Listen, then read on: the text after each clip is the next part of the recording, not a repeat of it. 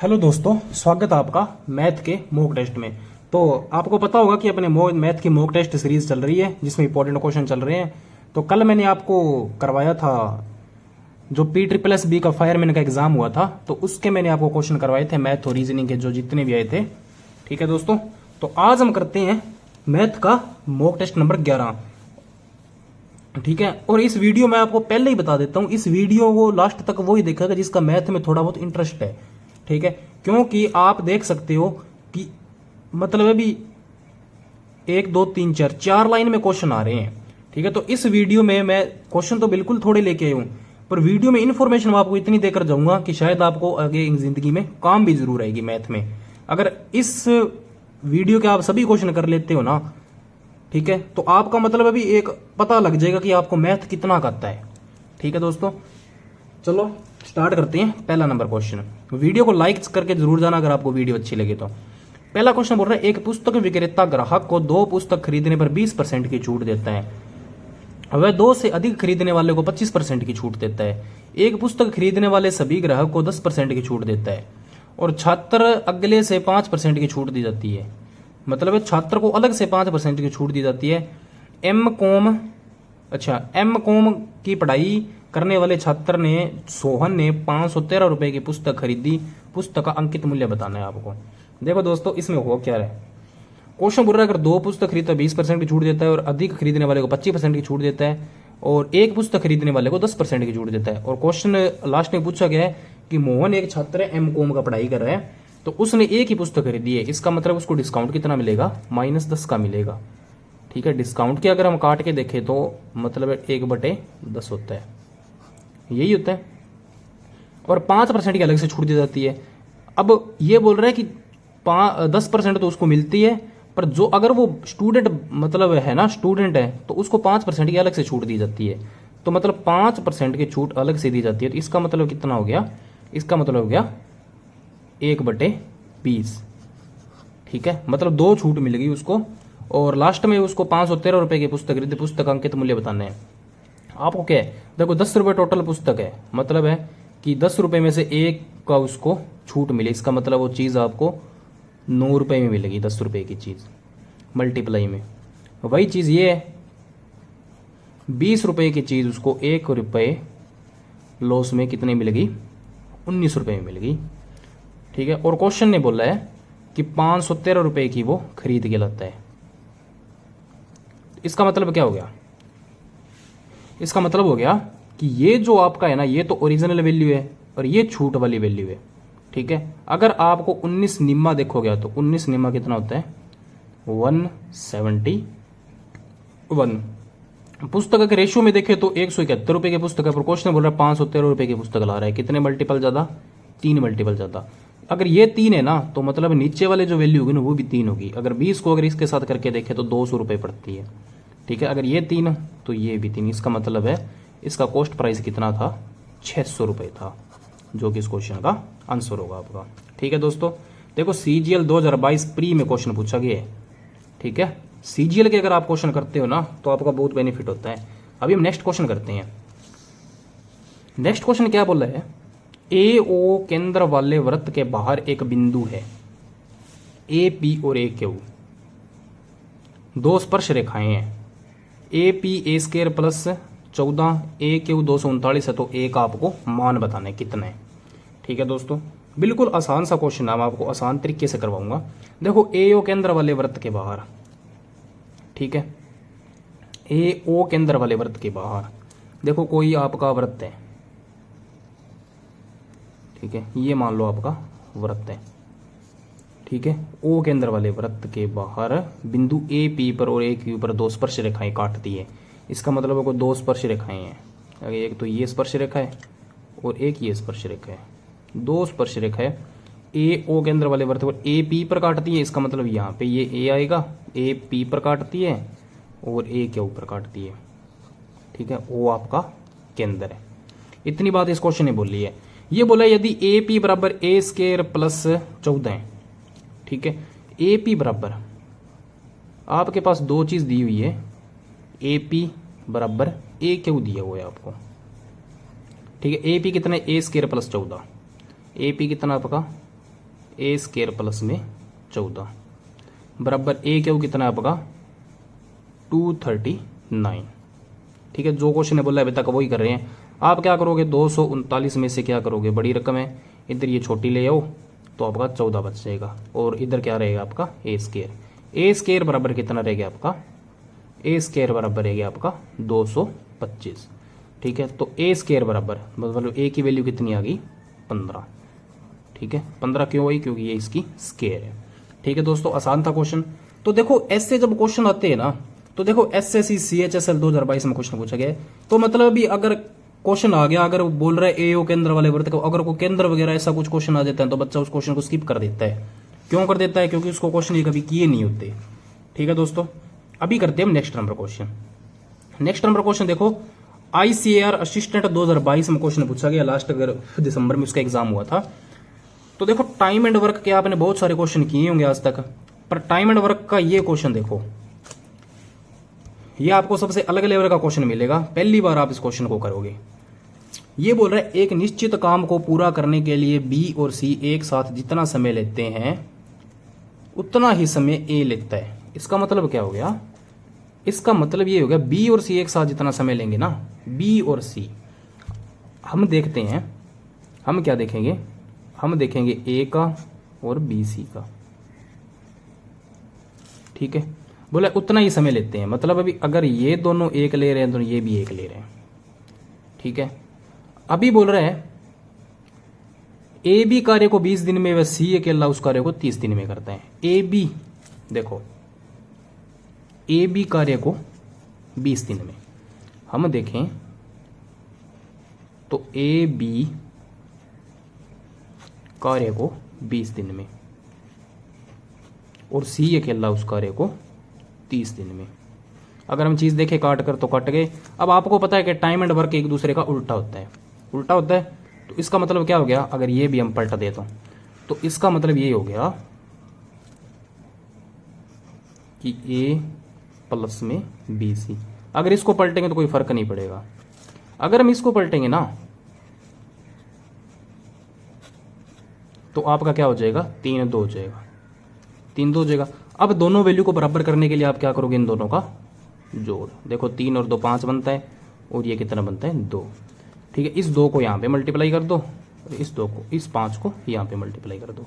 इसका मतलब क्या हो गया, इसका मतलब ये आपका ये हो गया कि ए और बी सी कितना रहेगा आपका 5 एकम 5 और ये भी 5 एकम 5 बराबर ए प्लस बी और सी कितना रहेगा आपका 3 दूने 6 और 2 दूने 4। ठीक है, ये मैं आपको एक एक चीज इसलिए बता रहा हूं ताकि आपको सारा क्वेश्चन समझ में आ जाए। ठीक, अभी हमने क्या किया है, अभी हमने सिर्फ इतना काम किया है कि पहले तो हमने देखा कि ए प्लस बी ये काम कितना कितना करे, जो चीज यहाँ पे काट के देखी नहीं थी हमें काट के देख ली। उसके बाद आपको पता है कि ए प्लस बी प्लस सी है जो काम है जो वो एक दूसरे का उल्टा होता है, तो हमने क्या किया एक दूसरे को उल्टा करके देख लिया। उल्टा करके देखा तो रकम बिल्कुल सेम नहीं बन रही थी, तो हमने क्या किया इन दोनों के जोड़ को बिल्कुल सेम कर दिया। अब देखो ये रकम 5-5 और ये रकम 6-4 होगी। ठीक है, अभी इसने एक बात बोली है क्वेश्चन में कि ये बोले सी अकेला उस कार्य को 30 दिन में करता है। ठीक है दोस्तों, अब हम देखें ना तो सी जो अकेला है ना वो एक कार्य को 30 दिन में करता है, पर आपको पता है सी की कैपेसिटी कितनी है एक दिन की काम करने की, 4 कैपेसिटी है। इसका मतलब यही हो गया कि 120 काम तो इसने कर दिया। ठीक है, क्वेश्चन ने बोला है कि बी सी मिलकर कार्य को 8 दिन में पूरा करते हैं। ठीक है, 4 दिए 12। अच्छा, बी सी मिलकर कितना करते हैं, बी और सी कितना बताया इसने, बी और सी मिलकर 8 दिन में। अगर हम देखें बी और सी की वैल्यू कितनी आ रही है, बी और सी की कैपेसिटी कितनी आ रही है 5। अगर हम देखें यहाँ पे बी सी का, तो बी सी यहाँ पे कितने करे एक दिन में 5 काम, और ये क्वेश्चन बोल रहा है 8 काम खत्म कर रहे हैं, तो 8 पंजे कितना हो गया 40 काम हो गया। ठीक है, अगर हम इसको घटा के देखें तो कितना रहेगा आपका 80 रहेगा। क्वेश्चन नहीं बोल रहा है ए कार्य बचा हुआ कार्य कितने दिन में करेगा, ये बोले सी तो अकेला इतना काम कर रहे हैं, ठीक है कर लिया, टोटल में से बी सी कर रहे हैं इतना काम, इन्होंने भी कर लिया, तो 120 में से 140 काम गया, कितना रह गया 80 काम रह गया। क्वेश्चन ने बोला ए अकेला बचे हुए कार्य कितने दिन में करेगा, तो आपको पता है ए की वैल्यू कितनी है 5, तो ए अकेला कितने दिन में करेगा 80 काम को 5 के हिसाब से 16 दिन में खत्म करेगा। ठीक है दोस्तों, टाइम एंड वर्क का अच्छा क्वेश्चन है ये। ICAR असिस्टेंट 2022 में क्वेश्चन पूछा गया है, और बाकी GD वगैरह में ऐसे क्वेश्चन नहीं आते इतने हाई लेवल के। ठीक है, रेलवे में आ सकता है आपको। ठीक है, रेलवे बच्चे ध्यान दे, रेलवे में ये क्वेश्चन आपको आ सकता है, क्योंकि रेलवे जो मैथ पूछता है ना, तो वो बिल्कुल हल्के लेवल की मैथ नहीं पूछता, वो एक लेवल की पूछता है। ठीक है दोस्तों, अभी करते हैं नेक्स्ट नंबर क्वेश्चन। अभी 4 नंबर क्वेश्चन पूछा है, जब प्रत्येक संख्या 58, 75, 79 और 103 में से x घटाया जाता है तो दिए गए क्रम में परिणामी संख्या समानुपाती में होती है। तो x+2 और 3x-2 के बीच मध्य अनुपाती मतलब मीन प्रोपोर्शन क्या है?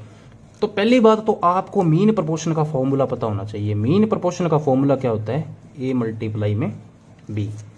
ठीक है, आपको ये पता है फॉर्मूला। देखो ये क्वेश्चन होता है बिल्कुल आपका क्या होता है, एक मतलब अभी अगर किसी को मैथ अच्छी है ना, तो वो मतलब इस क्वेश्चन को देख के थोड़ा सा 1 मिनट में क्वेश्चन कर देगा। अगर किसी की मैथ अच्छी नहीं है तो पूरा मेथड लेके चलेगा। ठीक है, तो मैं आपको एक बार तो मैं शॉर्ट ट्रिक बताता हूँ इसकी। ठीक है, शॉर्ट ट्रिक में क्या है? शॉर्ट ट्रिक में आप आइडिया लगाओ कि देखो x+2 3x-2 ये आपको a दिया हुआ है और ये आपको b दिया हुआ है। ये क्या दिया हुआ आपको? ये दिया हुआ है आपको रूट में दिया हुआ है। ठीक है, रूट में क्या दिया हुआ है? x+2 दिया हुआ है और मल्टीप्लाई में 3x-5 दिया हुआ है। बस ये इतनी बात दी हुई है आपको। ठीक है, तो आप क्या करोगे? देखो x की जगह आपको ऐसी वैल्यू रखो ताकि उनका जोड़ वगैरह घटाव वगैरह सारा कुछ करके ना इनमें से उत्तर आ जाए। अगर इनमें से उत्तर आएगा ना तो x की वैल्यू आप क्या रखोगे कि यहाँ पे ये 12 या 15 या 10 18 या 10 उत्तर बन जाए। अगर मैं देखूं कि मैं कोई एक ऐसी वैल्यू सोचूं बिल्कुल थोड़ी सी नज़दीक हो। ठीक है, जैसे मैं अगर मान लो 2 सोच लेता हूँ, तो 2 और 2 4 मल्टीप्लाई में क्या हो गया? और 6 और 3 3 दूने 6 में से 5 जगह आएगा, लगभग इनमें से कोई नहीं आएगा। ऐसे करते करते अगर मैं 7 तक लेकर जाऊँ ना इस बात को, ठीक है, तो मैं 7 जोड़ूँ इसमें, तो 7 और 2 कितना होता है मेरा? 9 मल्टीप्लाई में। अगर मैं इसमें देखूँ तो 7 ये कितना होता है? 21। अगर 21 में से मैं 5 माइनस करूँ तो मेरा कितना रह जाएगा? 16। इसका मतलब इसके ऊपर अब क्या लगी हुई है? रूट लगी हुई है। अगर रूट से ये बार आएगा तो ये 3 बार आएगा और ये 4 बार आएगा। ठीक है, तो उत्तर कितना आ जाता है आपका? 12, जो कि आपका पहला ऑप्शन सेट कर रहे हैं। ठीक है दोस्तों, बिल्कुल आसान था ये क्वेश्चन। अगर मैं आपको इसको पूरे मेथड से समझाने की कोशिश करूँ ना, तो पहली बात तो आप ही अक जाओगे कि ये कौन सा क्वेश्चन आ गया। ठीक है, अगर फिर भी मैं आपको बताने की कोशिश करता हूँ तो आप एक बात देखो, जब प्रत्येक संख्या कौन कौन सी है? 58, 75, 79 और 103 x घटाया जाता है। x क्या घटाएं? तो हमने क्या किया यहाँ पे 7 से मल्टीप्लाई करिए, तो ये आपको अपने आप से ऑब्जर्वेशन करना होगा इसमें से क्या माइनस करें। अगर मैं इसमें से 7 माइनस करता हूँ तो मेरा कितना रह जाता है आपका? 51। इसमें से मैं 7 माइनस करता हूँ तो मेरा कितना रह जाता है? 40 और 68। अब बीच में ये समानुपात लगे और ये अनुपात लगे। इसमें से मैं अगर 7 माइनस करता हूँ तो मेरा कितना रह जाता है? 72। अगर मैं इसमें से 7 माइनस करता हूँ तो मेरा कितना रह जाता है? 96। अब देखो ये डिजिट जो आपने निकाले हैं वो कट रहेगा किसी किसी के साथ। अगर मैं इसको देखूँ 17 पे काट के, 17 चौके 68 और 17 तिये 51 होता है। ठीक है, अगर मैं इसको देखूँ ना तो इसको ये 24 चौके 96 और 24 तिये 72 होता है। ठीक है, इसका मतलब है कि 4 और 3 7, 4 और 3 7। इसका मतलब इन दोनों का जोड़ कितना गया? 7। इन दोनों का जोड़ कितना गया? 7। और 7 को यहाँ पे लाके मल्टीप्लाई कर देनी है। ठीक है, अगर मल्टीप्लाई करोगे तो बिल्कुल ऐसे तरीके से मल्टीप्लाई करोगे और लास्ट में जाके आंसर कितना आ जाएगा? 12। देखो आपको इस तरीके से करना है या फिर आपको ऑब्जर्वेशन से लगाना करना है। ठीक है दोस्तों, वो आपके डिपेंड करता है। ठीक है दोस्तों, चलते हैं नेक्स्ट नंबर क्वेश्चन पे। देखो पहली बात तो ये क्वेश्चन आया किस में है?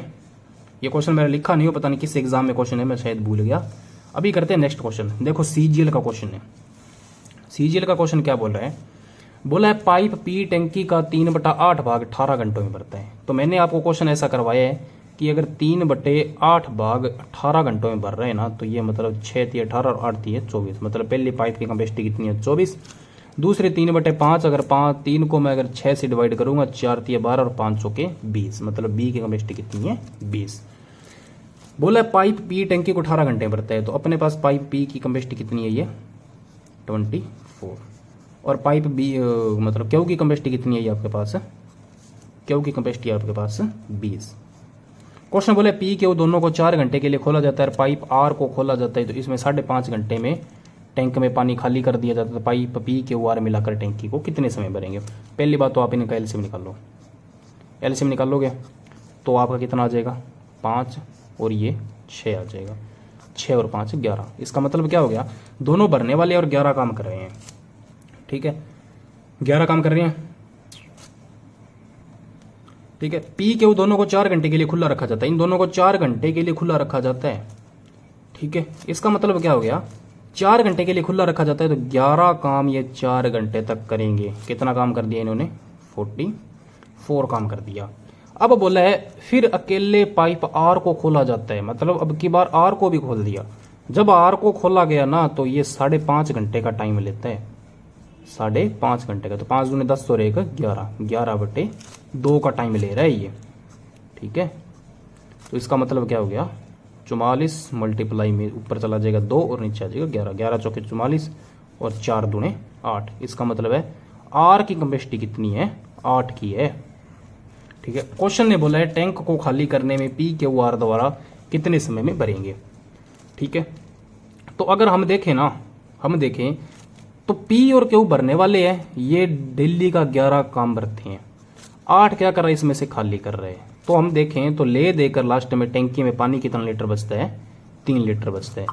तो 120 लीटर पानी को 3 के हिसाब से कितने घंटे में भर देगी 40 घंटे में भर देगी, जो कि इस क्वेश्चन का आपको आंसर मिलेगा, ठीक है दोस्तों।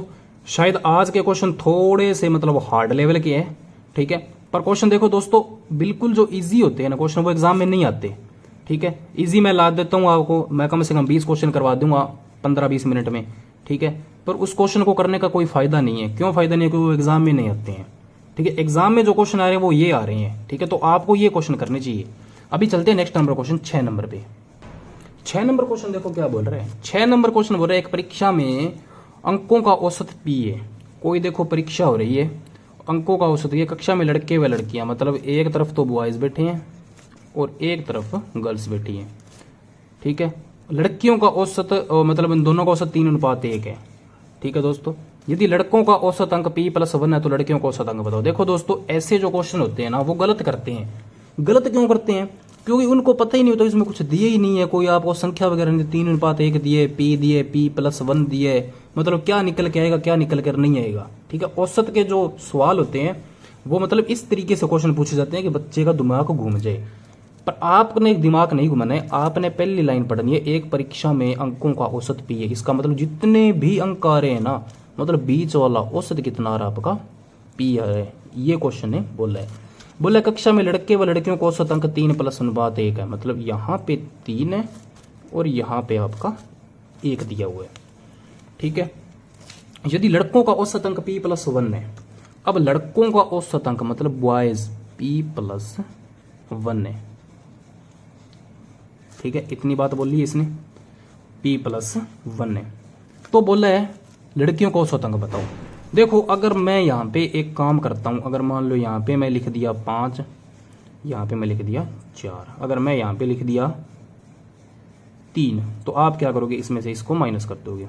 माइनस करने के बाद कितना रहेगा 2। देखो अगर इधर बड़ी रकम है तो इधर छोटी रकम है, इसमें से अगर इसको माइनस कर दोगे तो क्या रहेगा आपका 1 रहेगा, ठीक है। तो इस तरीके से ये क्वेश्चन करें। देखो p+1 में से इसने p निकाल दिया, मतलब p से p कैंसिल आउट करके पीछे कितना रह गया 1। अगर इधर बड़ी रकम है तो वे जाहिर सी बात है इधर आपकी छोटी रकम आएगी, ठीक है। अगर इधर बड़ी रकम है तो इधर छोटी रकम आएगी। ये देखो इधर बड़ी रकम है तो इधर छोटी रकम लिखनी पड़ेगी हमें, ठीक है। अगर ये यहाँ पे p+1 है ना, ठीक है, तो मैं यहाँ पे ऐसी क्या चीज रखूं p के साथ माइनस में या प्लस में, जिसमें से p माइनस करने पर आंसर 3 आ जाए मेरा, ठीक है। तो मैं क्या करूंगा यहाँ पे माइनस में 3 लिख दूंगा। अगर मैं यहाँ पे माइनस में 3 लिखता हूँ ना तो p से p कैंसिल आउट होता है और माइनस का 3 आपका उत्तर आ जाता है यहाँ पे। इसका मतलब है तो लड़कियों का औसत अंक कितना हो गया P-3, जो कि इस क्वेश्चन का आपको आंसर मिलेगा। ठीक है दोस्तों, तो आपको बिल्कुल भी मतलब ऐसे क्वेश्चन है, आपको बिल्कुल अच्छे तरीके से करने हैं क्वेश्चन को। अगला क्वेश्चन करते हैं 7 नंबर। और देखो क्वेश्चन पूछा कहां पे गया, CDS के एग्जाम में पूछा गया है क्वेश्चन। अभी 7 नंबर क्वेश्चन बोला है, एक छोटा वृत्त एक बड़े वृत्त के आंतरिक रूप से स्पर्श करता है, ठीक है, और बड़े वृत्त का केंद्र O से होकर गुजरता है, ठीक है, और यदि छोटे वृत्त का क्षेत्रफल 192 सेंटीमीटर स्क्वायर है तो बड़े वृत्त का क्षेत्रफल सेंटीमीटर स्क्वायर में बताओ क्या है। तो मैं आपको एक चीज बता देता हूं, एक छोटा वृत्त एक बड़े वृत्त के केंद्र आंतरिक रूप से स्पर्श करता है और बड़े वृत्त के अंदर O से होकर गुजरता है। एक मतलब है कि मान लो आपका ये कोई बड़ा वृत्त है, ये बड़ा वृत्त है, और दूसरा जो चक्कर है ना वो यहां से इसको स्पर्श करते हुए केंद्र की ओर निकलेगा। ये आपको क्वेश्चन ने बोला है, ठीक है।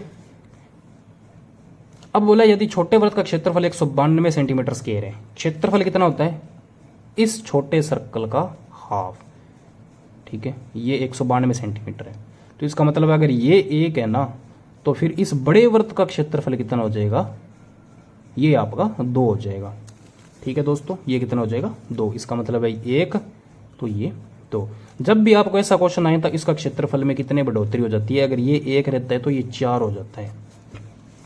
ठीक है दोस्तों, अब ये 1 वाला कितना 192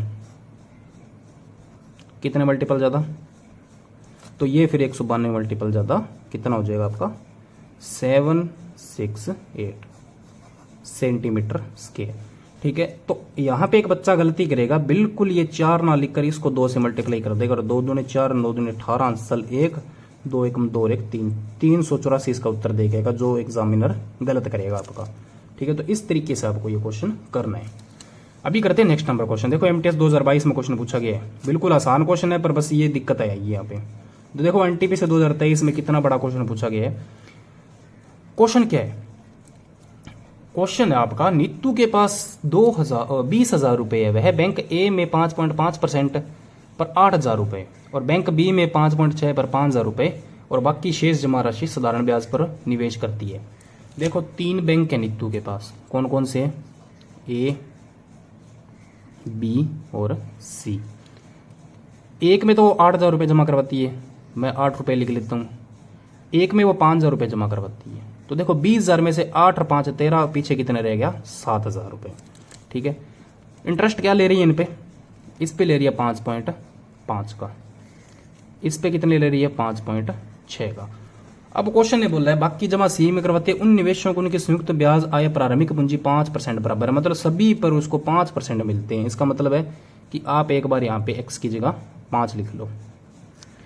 बोला यदि उसने पूरी प्रारंभिक पूंजी अपनी सी में लगाई होती, मतलब सी में लगाई होती तो उससे वार्षिक ब्याज कितना मिलता है। इसका मतलब पहले तो आपको सी का रेट परसेंट निकालना पड़ेगा, कितना रेट निकलेगा, उसके बाद उस रेट परसेंट को उस मिलाकर फ्रैक्शन बना देनी उसकी, तो आपका आंसर आ जाएगा। तो मैं देखूं कि मुझे पूरे ऑल ओवर 5 रुपए मिल रहे हैं, मतलब 5%, तो मतलब ये कितने ज्यादा है इससे 5 से, ये 0.5 ज्यादा है, 0.5 ज्यादा है तो 8 5 40 होता है। ठीक है, इसका मतलब पॉइंट के बाद 0 है, इसका मतलब 4 रुपए का यहाँ पे फर्क आ रहा है, ये 0.6 का फर्क आ रहा है, तो 6 5 30, मतलब 3 रुपए का यहाँ पे फर्क आ रहा है। 4 और 3 कितना हो गया 7, इसमें से अगर मैं 7 माइनस कर दूं और बटे में क्या मेरा 7, तो 7 एकम 7, मतलब 5 में से 1 गया 4 रुपए। इसका मतलब है सीआई मेरी कितनी है 4 रुपए, सीआई मतलब वो हो गया, इस पे रेट परसेंट कितनी लग रही है 4 रुपए। ठीक है, अगर वो ये बोल रहा है 4% पर 20,000 रुपए जमा करवाता है, कितनी जीरो है 4, तो इसको रेट कितनी मिलेगी, तो 4 दूने 8, 800 रुपये उसको मिल जाएंगे, जो कि इस क्वेश्चन का आंसर होगा। ठीक है दोस्तों, आसान था क्वेश्चन। अभी चलते हैं नंबर नेक्स्ट के क्वेश्चन पे। नेक्स्ट नंबर क्वेश्चन अपना क्या बोल रहा है, नेक्स्ट नंबर क्वेश्चन बोल रहा है डीजल की कीमत में 135 रुपए बढ़कर 150 रुपए हो गई है। देखो कोई डीजल है, ठीक है, डीजल क्या है 135 रुपए से बढ़कर 150 रुपए हो गए, मतलब पहले तो आप 135 रुपए लीटर डीजल रहते थे और आज जल लाने गए तो 150 रुपए लीटर आपको डीजल मिल रहा है। ठीक है, बोल रहे डीजल की खपत में कितना कम करना चाहिए। इसका मतलब इसमें अगर आपको कितना कम करना चाहिए ताकि परसेंट में खर्च केवल 5% की ही वृद्धि हो। ठीक है, अगर हम देखें इसको तो 15 निम्मा 135 और 15 दया 150। ठीक है, 5% वृद्धि हो गई। 5% का मतलब कितना हो गया 1/20। इसका मतलब है कि एक बार के लिए मैं 20 रुपए की कोई चीज में 21 रुपए में लेकर आ रहा हूं। ठीक है, और दूसरी बात बोल रहे हैं कि 10 रुपए की चीज मैं 9 रुपए की लेकर आ रहा हूं। तो देखो 5% मेरा ये 5% ही बढ़ रहे हैं। अगर ऑल ओवर में देखूं तो ऑल ओवर मेरा आ जाएगा, अच्छा 5% की वैल्यू, ठीक है ठीक है ठीक है दोस्तों, यहाँ पे 9 आएगा और यहाँ पे कितना आ जाएगा 10 आएगा, क्योंकि बढ़ रही है ना। तो 20 इनमें कितना होता है, अच्छा हमें बताना है वृद्धि हो, तो कितना हो गया 200 और ये कितना आ गया 9 से अगर इसको करेंगे तो 189। कितने ज़्यादा आ रहा है, ये आ रहा है आपका 11 ज़्यादा। 11 ज़्यादा किसके बेस पर, 200 के बेस पर, मल्टीप्लाई में 100। तो 2 0 से 2 0, इसको इसके साथ काटेंगे तो कितना आ जाएगा 5.5, जो कि इस क्वेश्चन का आंसर होगा। तो सीजीएल 2022 में क्वेश्चन पूछा गया है। अभी करते हैं next number question, last number अपना क्वेश्चन 10वां, एमटीएस 2020 में एग्जाम में पूछा गया है। ठीक है दोस्तों, तो ये देखो ये जो क्वेश्चन है ना, जरूरी नहीं है एमटीएस में आता है, ये हर एग्जाम में क्वेश्चन आता है। ठीक है, और बच्चा इस क्वेश्चन को हर बार 101% गलत करता है। तो आज के बाद आपका ये क्वेश्चन गलत नहीं जाना चाहिए। थोड़ा सा इसमें ध्यान देने की एक बात है।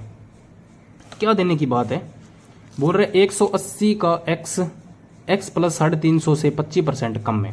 पहली बात तो आपको इतना सोल्व करना है।